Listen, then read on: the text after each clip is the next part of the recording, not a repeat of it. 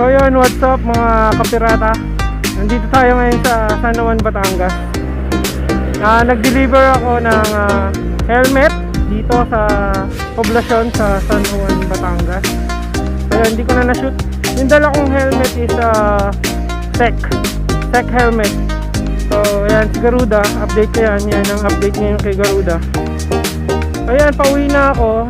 Nakapag-meet na kami ng customer. So pag-uusapan natin mamaya kung bakit nga ba natin kailangan magsuot ng helmet kapag ka nakamotorsiklo, hindi lang dahil required ni LTO, kundi dahil yon sa safety ng bawat isa. So ayan, eto, nandito tayo San Juan, Batangas. So ayan, dito sa may Jollibee. Yes. So ayan, so babalik ako kayo mamaya. Kakain muna ako.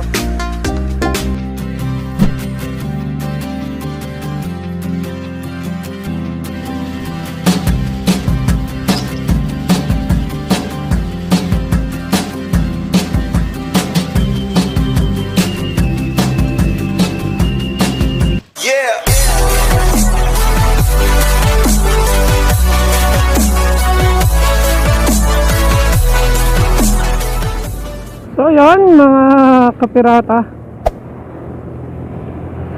busog na yan. So kagaya ng sabi ko, pag-uusapan natin kung bakit nga ba kailangan ng isang rider ng motorcycle ang isang branded na helmet. So yun, habang babaybayin natin to San Juan, papunta ng pabalik tayo ng Lipa.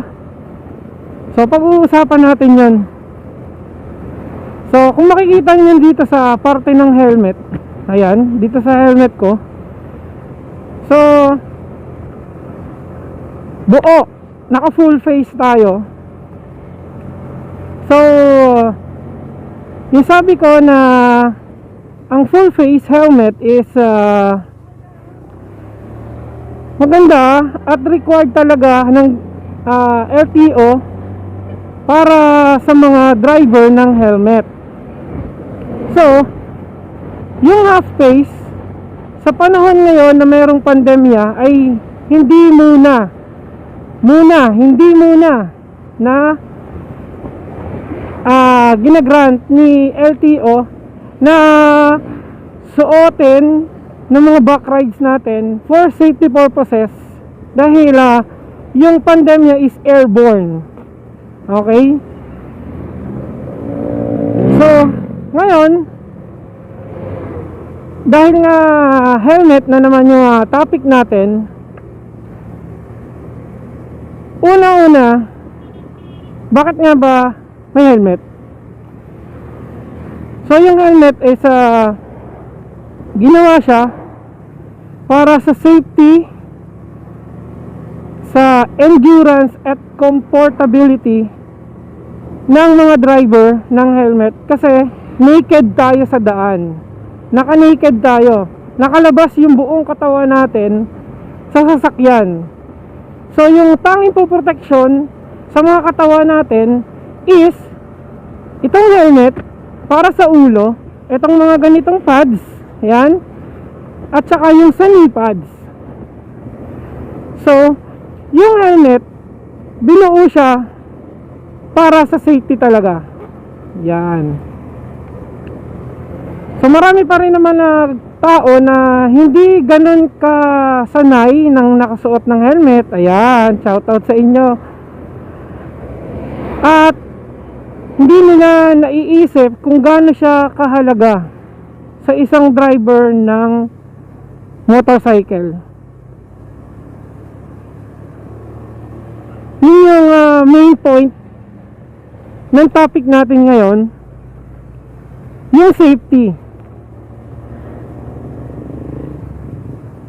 Wala naman siguro ganun kasama kung low class yung helmet, at least may protection. Pero yung ibinibigay ng branded helmet is mas malaki yung percentage ng gap nila para sa safety. Kung iisipin mo, halimbawa ay bumili ka ng isang bagay na mumurahin, na madaling masira at hindi nagtatagal sa'yo, yun yung low class. So kung bibili ka naman ng branded, medyo pricey, pero alam mong magtatagal sa'yo at ligtas gamitin, sulit na yon, mga kapirata. So palagi ko sinasabi na promote natin ang safety, kasi isa lang ang buhay natin. Pero yung mga helmet, madami yan. Madami tayong brand ng helmet na pwede natin pagpilian at bilihin. And then yung low class, middle class, at saka yung mga high class. So sa helmet, madami tayong brand na sumisikat ngayon. Pero dati, isa lang yung kilala ko na brand nung babago pa lang akong nag-uumpisang magmotor. So yun yung Index. Siya yung high quality nung time na yon. So ngayon, madami tayong helmet na napapipilian. Kagaya nitong suot ko na Axis helmet. At nandyan din ang SEC. Shout out Sir Brian Secosana. Siya yung distributor ng SEC helmet dito sa Pilipinas. At saka sa Evo Philippines, ayan, Team Graffiti. So yung helmet ko nga pala na dineliver is sponsored by Ans Helmet Shop sa Lipa City. So shout out sa Ans Helmet Shop. Yan. Yun yung shop na vlog ko nung nakaraan, kung matatandaan nyo yun. So balik tayo sa pinag-uusapan natin na safety ng merong helmet. Once na ikaw ay naka-helmet, yung safety is 90%. 80 to 90% ng helmet na suot mo ay makaka-protection sa'yo. Lalo sa mga sobrang crash, yan, over crash ng pagkaka-accident mo. So pagka slight crash, mga gas-gas lang yan ng helmet or isang parte ng katawan mo.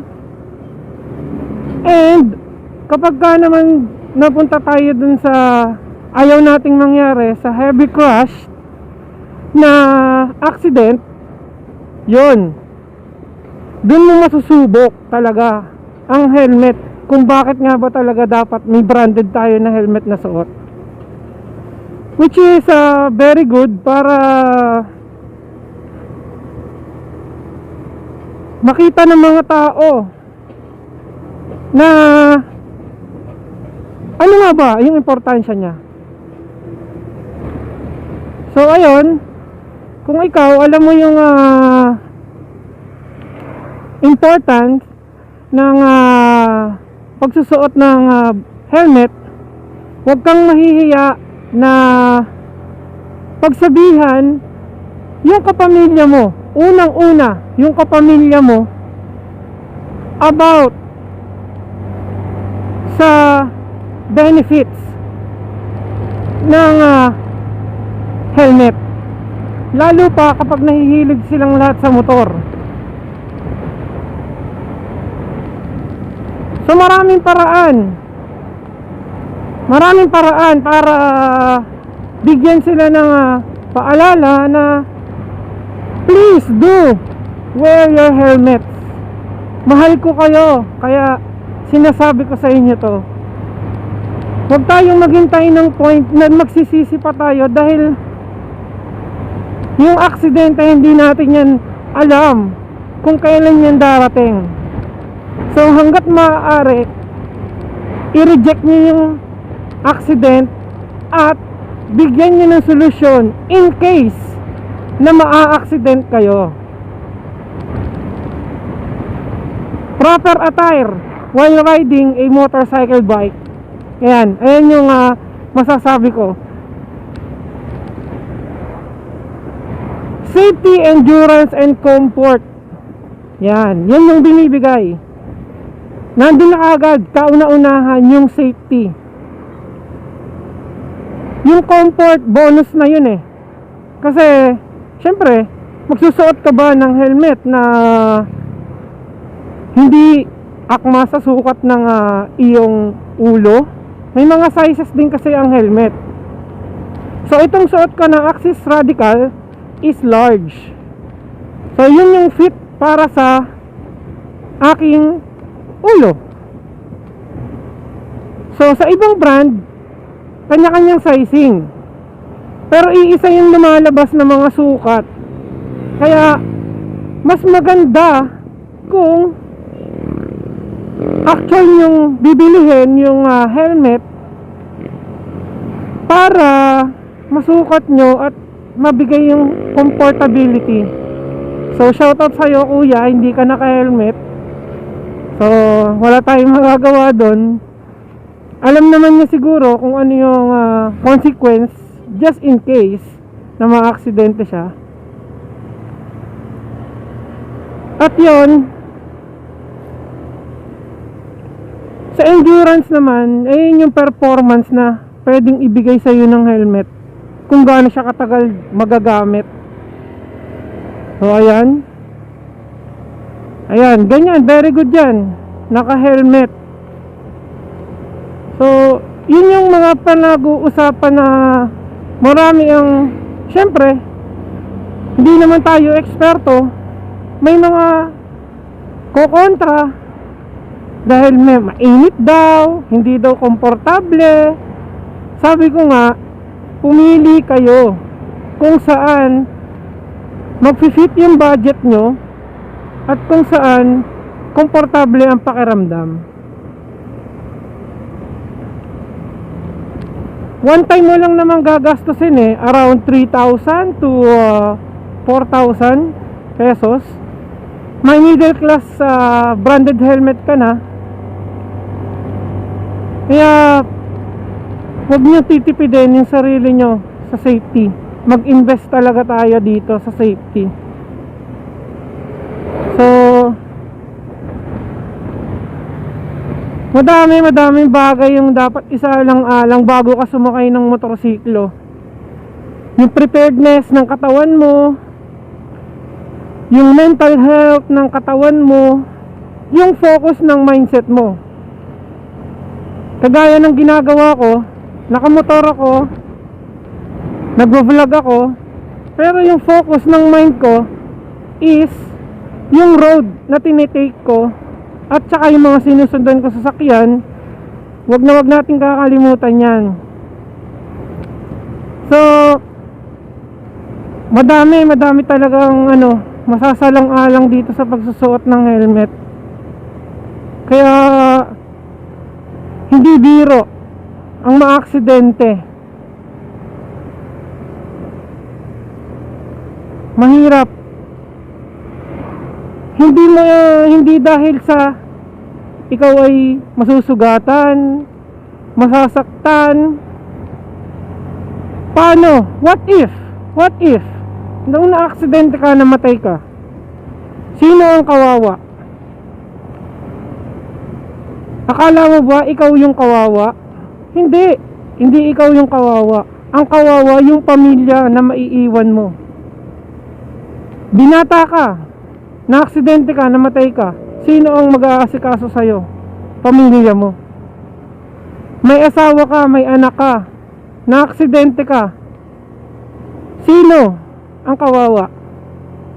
Maiiwan mo yung bata. Sa panahon ngayon, ang support ng parents ay sobra ang pangangailangan. Yung guidance ng parents is talagang needed sa panahon na ngayon. Kagaya niyan, hindi tayo nakakabalik sa eskwela. So, sino ang magtuturo sa atin sa bahay? Kasi online class tayo, may module. Oh. Sino ang mga guru natin ngayon? 'Di ba ang parents? So kung ikaw matigas ka at hindi ka sumusunod sa protocol at sa rules na sinasabi na magsuot ka ng safety riding gears, kahit pa sabihin mo na nagtatrabaho ka talaga, walang kwenta yon. Isang aksidente mo lang, hindi mo sigurado. Laging sinasabi yan, hindi ka sigurado sa pwedeng mangyari sa'yo. Kaya hanggat kaya mo at maaari, please gumalaw ka at bigyan ng pansin ng kaligtasan mo. Sinasabi ko to sa'yo dahil ramdam ko kung paano ang mawala ng isang mahal sa buhay. So wag nyo nang hintayin na ang pagsisisi ay dumating pa sa buhay nyo.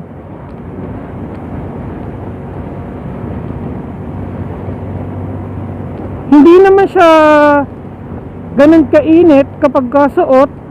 Madami naman paraan. Kasi may mga air vents naman to eh. Meron siyang air vents sa may malapit sa bibig mo, may air vents siya dito, tapos may exhaust siya dun sa likod. So hindi siya ganun kainit. Kung pawisin ka, suot ka ng bonnet. Yan. At meron tayong mga helmet na dual visor. So pwede mong gamitin yon kung talagang naiinitan ka. Pwede mo siyang huwag ibaba to, huwag ito, or ibaba mo yung ito, kagaya nito, ibababa ko yung dual visor ko. Ayan. Pwedeng ganan. Pwedeng ganan na gawin mo kung naiinitan ka talaga. Pero hanggat maaari, etong gamitin mo. Ayan.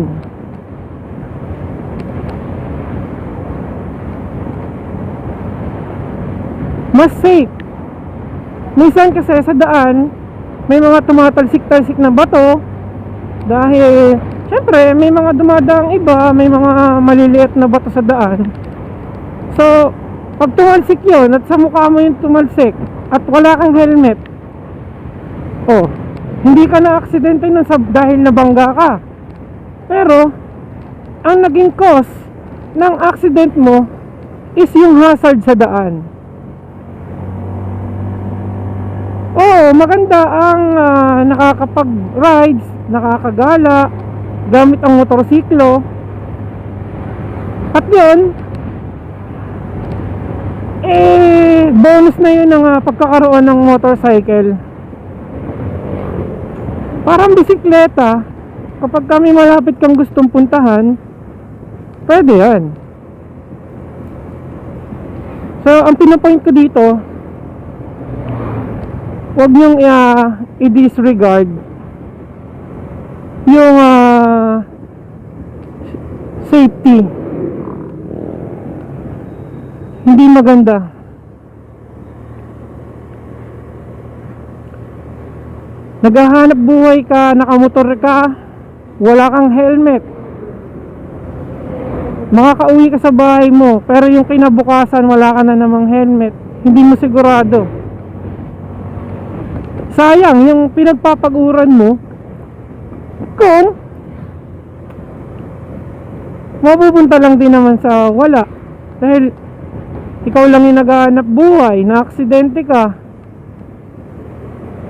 worse na namatay ka, wala rin. Paano mo rin bibigyan ng magandang buhay ang pamilya mo? Diba? Ayun ang pinapoint ko doon. So, eto yan, kagaya ko, nakasuot pa ako ng vest. Shout out HCGCP chapter Batangas. Ayan, nakasuot pa ako ng vest para lang mas visible pa ako sa daan. Malaki din ang tulong ng naka-vest. Tandaan niyo yan. Lalo kapag kagabi, kasi reflectorize yung vest natin. For safety rin yan. Para kita ka ng malalaking sasakyan pag natapatan ka ng ilaw.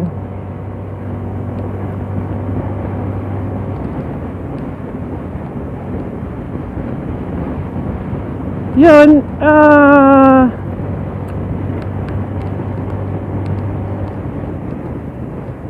sa mga manufacturer naman ng helmet, alam ko naman na you give us the quality na kailangan ng isang motorcycle rider. And very thankful ako dahil madami akong nakikilala ngayon na ambassador ng mga helmet dito sa Pilipinas. So yan, nakakatuwa kasi marami akong nakakasama na mag-promote ng safety. So yun naman talaga yung purpose ng every vlog ko eh. Yung promotion ng safety dito sa ating bansa. Oo, hindi tayo mayaman na bansa, pero kung maingat tayo sa lahat ng bagay na ginagawa natin, daig pa natin ang milyonaryo dun. Yung makakasama mo yung pamilya mo ng matagal na panahon dahil safe ang ginagalawan mong lugar.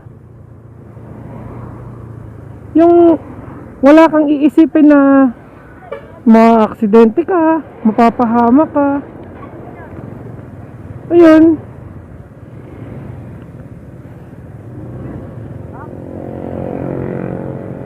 Siyempre, hatak din yan sa mga investors.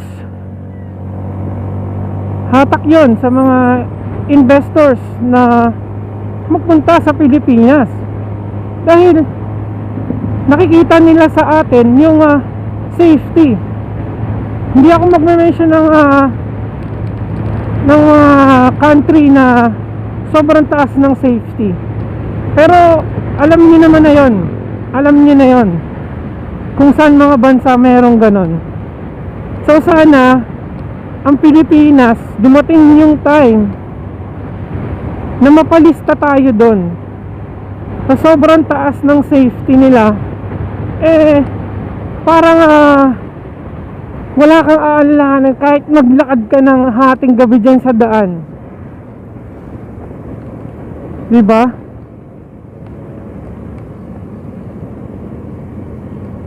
Doon tayo sa palagi tayong ligtas.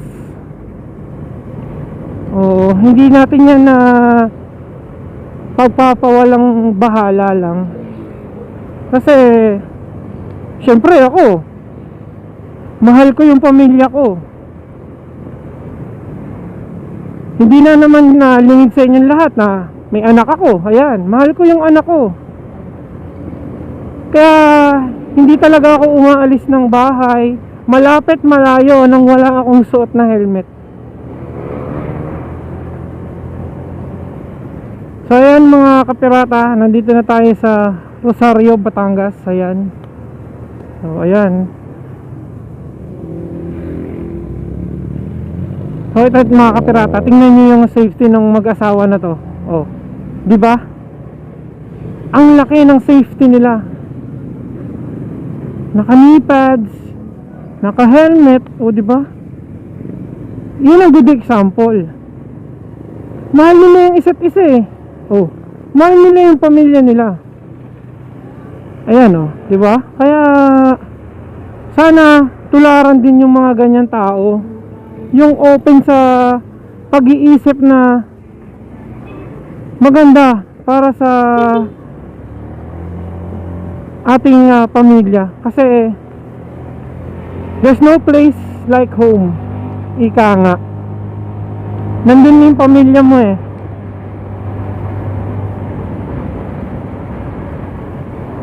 So mga kapirata, once again, this is me, Tom Sawyer. Pero bago ko i-end yung vlog ko for today, pinag-usapan natin yung safety na meron ng helmet. Shout out muna tayo. Ayan. Shout out to Anne's Helmet Shop, all the way from Lipa City, Batangas. Shout out Boss Brian Secosana of Sec Helmet. Shout out Steve Lee for Kobe Helmet Disinfectant. Shout out Mass Rider Vlogs from Laguna. Shout out Masato Fernando, the chairman. Shout out JTV Katagumpay. Shout out LA Squad. And shout out sa inyong lahat mga kapirata. Tom Sawyer, Moto Adventures. Peace and out.